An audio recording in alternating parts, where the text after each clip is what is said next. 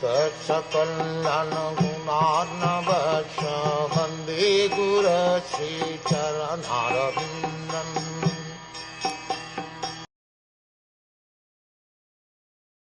Bhishmadev said, "Oh, what terrible sufferings and what terrible injustices you good souls suffer for being the sons of religion personified. You did not deserve to remain alive under those tribulations, yet you were protected by the Brahmans, God and religion." Maharaj Yudhishthira was disturbed due to the great massacre in the battle of Kurukshetra. Bhishmadev could understand this, and therefore he spoke first of the terrible sufferings of Maharaj Yudhishthira. He was put into difficulty by injustice only, and the battle of Kurukshetra was fought just to counteract this injustice. Therefore, he should not regret the great massacre.